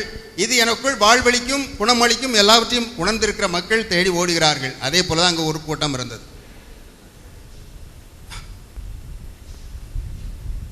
அப்போ அடுத்த வசனம் பாருங்க. அடுத்த வசனம் என்ன சொல்லுது? அப்போது முடக்குவாதமுற்ற ஒருவரை 4 சுமந்து அவரிடம் கொண்டு வந்தனர். முடக்குவாதம் உள்ள ஒருவரை 4 சுமந்து. ஓகே, இது ஒரு வசனத்தில் முடிஞ்சு போயிடுச்சு. ஆனால் எப்படி நடந்திருக்குன்னு சொல்லி கொஞ்சம் அதை யோசித்து பார்த்தோன்னு சொன்னால், சரி, முடக்குவாதம் வந்த உடனே மக்களுக்கு வரக்கூடிய மனநிலை என்ன? பொதுவாக நான் பலரை சந்திக்கும் பொழுது அவங்களுக்கு ஜெபிக்க போகும்போது அவங்களுடைய உள்ளத்தில் இருக்கக்கூடியது முதல் அவருடைய உள்ளத்தில் இருப்பது, கடவுள் என்னை தண்டித்து விட்டார். Price the Lord. நான் பாவம் செய்து விட்டேன், கடவுள் என்னை தண்டித்து விட்டார் என்று சொல்லி. இப்படி யார் யாரும் நினைக்கிறாங்களோ அவங்கள வந்து எந்த மருந்தும் குணப்படுத்த முடியாது, எந்த நபராலும் குணப்படுத்த முடியாது. ஈவன் கடவுளே வந்து நான் அவனை குணப்படுத்திட்டேன்னு சொன்னாலும் அவனால் எழுத முடியாது. ஏன்னா நான் தண்டித்து கொண்டு விட்டேன், என்னையே நான் தண்டித்து கொண்டேன். கடவுள் விடுதலை செய்தாலும் அது எப்படி அவர் விடுதலை செய்ய முடியும்? நான் தான் இவ்வளோ தவறு செய்திருக்கிறேன்னு சொல்லி நாமே நமக்கு தண்டனை கொடுத்து கொடுவதால் பல நேரம் எழுப்ப முடியறதில்லை. அப்போ எப்படி நடந்திருக்கும் என்று சொன்னால், முதல்ல வந்து அவர் படுத்திருக்கிறார். படுத்திருக்கிறவர்கிட்ட ஒரு போய் சொல்றார். உன் பேர் என்னம்மா? ஹில்டா. ஓகே, ஹில்டா போய் சொல்றாங்க, ஐயா அன்னைக்கு நான் பார்த்தேன், ஏசுங்கிற ஒருவர் வந்தார். அவர் வந்து பிறவி உடவன் ஒருவன் இருந்தான், அவனை எழும்பி நட என்ற பொழுது அவன் நடந்து விட்டான். ஆகவே அவர் உனக்கும் ஏதாவது செய்யக்கூடும் அப்படின்னு சொல்லி. அப்போ அவர் சொல்லியிருப்பாரு, நான் பார்க்காத மருத்துவம் இல்லை, அலோபதி எல்லாம், இந்த சித்தா எல்லாம் மருந்தா எல்லாம் பார்த்து விட்டேன், நான் போகாத கோயில் இல்லை, குளம் இல்லை, ஆகவே எனக்கு இதிலிருந்து விடுதலை கிடைக்காது அப்படின்னு சொல்லி அவனே என்ன பண்ணிடுறான், முடிவு கட்டிடுறான். ஆகவே அவனை எழுப்புறதுக்கு முடியாத நிலையில் இருக்கு. அந்த வேளையில் 2வது நபர் மறுநாள் வந்து சொல்கிறார், மிஸ்டர் டேவிட் வந்து சொல்கிறார். என்ன சொல்கிறாருன்னா, இன்று நான் பார்த்தேன், ஒரு பிறவி குருடனை அவர் குணப்படுத்தினார் என்று சொல்லி அவன் வந்து சொல்கிறான். ஆகவே உனக்கும் விடுதலை தர முடியும்னு சொல்லி. அப்போ அவன் நினைக்கிறான், சரி அது மாதிரி பலருக்கு கிடைக்கலாம், ஆனால் எனக்கு கிடைக்குமா? அடுத்த கேள்வி. இன்று பலருடைய வழி, பலருக்கு குணம் கிடைக்கும், ஆனால் ஏன் எனக்கு கிடைக்குமா? அதே இடத்துல இருக்கிறோம், உனக்கும் கிடைக்கும், ஆனால் என்ன செய்கிறோம், கிடைக்குமா என்ற கேள்வி எடுத்துக்கொள்கிறோம். Praise the Lord. ஹல்லேலூயா. 3ஆம் நாள் வருகிறார், நம்ம டாக்டர் வரார். டாக்டர் ஜெயசிங்கன்னு சொல்கிறாரு, நானே பார்த்தேன், அவ இறந்த ஒருவரை எழுப்பி விட்டார். Price the Lord. கண்ணால் பார்த்தப்பா, அவர் பாடையில் தூக்கிட்டு போனாங்க, தொட்டார், உடனே குணம் வந்துடுச்சு அப்படின்னு சொல்லி. அப்போ இவருக்கு ஜான்சன் செக்வரா சொல்லுவார், கேட்க கேட்க விசுவாசம் வளரும். Price the Lord. ஆக 1 2 3 பேர் சொன்ன பிறகு இதையும் அவனுடைய தயக்கம் இல்லை, எனக்கு நிச்சயமாக ஏதோ நடக்கும். இப்போ அவனுடைய கேள்வி, நான் எப்படி அவர் முன்னால் போக முடியும்? என்னை யார் தூக்கிட்டு போவாங்க? என்னை தூக்கிட்டு கொண்டு போறியா? அப்போது இந்த 3 பேரும் பேசுகிறாங்க. இப்போ இங்கே ஒரு டீம் உட்கார்ந்து எப்படி இந்த இறைவார்த்தையை கொண்டு வரலான்னு சொல்லிட்டு உங்களுக்கெல்லாம் கொடுப்பதற்காக தயார் செய்தார்களோ, இதே போல் இந்த 4 பேரும் சேர்ந்து, நீ கவலைப்படாத, எப்படியா ஒரு பாத்திரம் கொண்டு போய் வைக்கிறது எங்களுடைய வேலை, ஆகவே நீ மனவு வந்தால் போதுன்னு சொல்லி அவனை எழுப்பி விட்றான். அப்போது அவனை தூக்கிட்டு வந்து இப்போ வரும்போது தான் பிரச்சனையே வருது. அடுத்த வசனம் என்ன சொல்லுது பாருங்க. மக்கள் திரண்டிருந்த காரணத்தால் அவரை இயேசுவுக்கு முன் கொண்டு வர இயலவில்லை. எனவே அவர் இருந்த இடத்திற்கு மேலே வீட்டின் கூரையை உடைத்து திறப்பு உண்டாக்கி முடக்குவாதமுற்றவரை படுக்கையோடு கீழே இறக்கினார். போதும். இப்போ என்ன நடக்குது பாருங்க. 4 பேரும் தூக்கிட்டு வந்தாச்சு. இப்போ இந்த ஹாலில் முன்னால் வரும்போது அங்கே மக்கள் கூட்டம் நிறையா இருக்குது. 4 பேர் தூக்கிட்டு வரும்போது எப்படி இருக்கும் உங்களுக்கு? எப்பா, எங்களுக்கே அவரை பார்க்க முடியல, முகத்தை கூட பார்க்க முடியல, நீ வேற கூட கொண்டு விட்டுறியா? அது இந்த மாதிரி இந்த கட்டோட கொண்டு வரியா? போப்பா, அவனுக்கு இடம் இல்லைன்னு சொல்லி நாம் தள்ளி விட்டுருவோம். ஆனாலும் மற்றவங்க சொல்லிட்டாங்க, இனிமேல் அவரை கொண்டு நாம் விருப்பப்பட்டோம், விரும்பினோம், ஆனால் அவரும் விருப்பத்தை கொடுத்துட்டாரு. ஆனால் என்ன இல்லை, சாமி வரம் கொடுத்தாலும் சரி வரம் கொடுக்கல, இந்த மாதிரி என்ன ஆகுது, கொண்டு வந்தோம், ஆனால் இங்கே உள்ள மக்களும் அதுக்கு இடம் கொடுக்கல, ஆகவே நான் என்ன செய்ய முடியும் என்று சொல்லி இங்கே தான் விசுவாச சோதனை வரும். நம்ம எல்லாருக்கும் விசுவாசம் இருக்குது, அது மாதிரி அழைத்து வருகிறோம், அழைத்து வந்து மக்களை ஒரு பாதத்தில் கொண்டு வர்றோம். ஆனால் கொண்டு வர்றதுக்கு தடைகள் என்ன? அங்கெல்லாம் போகிற ஒன்று நடக்காதுப்பா பலர் சொல்லுவார்கள். அதில் கேட்க கேட்க உங்களுக்கு என்ன நடக்கும்? இந்த விசுவாசம் கொஞ்சம் விசுவாசத்தோடு வந்திருப்பீங்க, ஆனால் என்னாச்சு, தளர்ச்சி பெறுது. பக்கத்து வீட்டுக்காரங்க, நானும் போய் பார்த்தேன், நீ நினைக்கிற மாதிரி ஒன்றும் சரி வராது, என் பையனையும் கூப்பிட்டு போன ஒன்றும் சரி வரல. ஸோ இதெல்லாம் நெகட்டிவ் தாட்ஸ் அவனுடைய உள்ளத்தில் கேட்க கேட்க என்ன நடக்குது? அப்போ அவ்வளோதான். சரி, ஆகவே என்ன செய்கிறான், 4 பேரும் சேர்ந்து இப்போ திருப்பி கொண்டு போகலாம் அப்படின்னு நினைக்கும்போது மிஸ்டர் டேவிட் வர்றார். டேவிட் என்ன சொல்கிறாரு? Nothing doing. இன்னைக்கு அவர் கொண்டு வந்தாச்சு, அவர் பாத்தில் இறக்காதபடி நான் போகவே மாட்டேன். Price the Lord. இதுதான் அசைக்க முடியாத விசுவாசம். நான் அவரிடம் கொண்டு வந்து விட்டேன், என் இயேசு நிச்சயமாக அவர் குணம் அளிப்பார், அவர் பாத்தில் நான் வைத்து விடுவேன். What May it cost. இதுக்கு எந்த தண்டம் அறுப்பதென்றாலும் சரி. இந்த வீட்டை உடைக்கிறேன்னு சொன்னால் அந்த வீட்டுக்காரன் சும்மா விடுவானா? அவன் எந்த கட்ஸ் இருக்குன்னு நினைச்சுப்பார். ஒரு ஆன்மாவை இறைவனிடம் கொண்டு வருவது என்று சொன்னால் அவ்வளவு எளிதல்ல. இத்தனை எல்லாம் மாற்றி மாற்றி கடைசியாக எந்த, அதாவது காஸ்ட் ஆஃப் டிசைபிள்ஷிப் சொல்லுவாங்க, அதற்கு தன்னுடைய எல்லா முயற்சிகளையும் செய்து மட்டுமல்ல, அதனால் வரக்கூடிய நஷ்டங்களையும் தீர்க்கக்கூடிய அளவுக்கு அவன் தன்னை தயார் செய்ய. வீட்டை உடைச்சாலும் பரவாயில்ல, அந்த நேரத்தில் இங்கே உடைக்கும் போது எல்லாருடைய பராக்குகளும் எப்படி இருந்திருக்கும்? இயேசு போதிச்சுட்டு இருந்திருப்பார். நம்ம ஜான்சன் செக்யூராக இருந்தால் சொல்லியிருப்பார், நிப்பாட்டுப்பா, எப்போ வந்து டிஸ்டர்ப் பண்ணுற, வார்த்தை கேட்டுட்டு இருக்கிறாங்க, நீ போய் ஏதோ டிஸ்டர்ப் பண்ணின்னு சொல்லிட்டு அவர் என்ன பண்ணுவார், உடனே ஸ்டாப் பண்ணியிருப்பார். ஆனால் இயேசு அமைதியாக இருந்தார். மற்ற மக்களும் என்ன செய்கிறாங்க, அமைதியாக உட்காந்துருக்குறான்.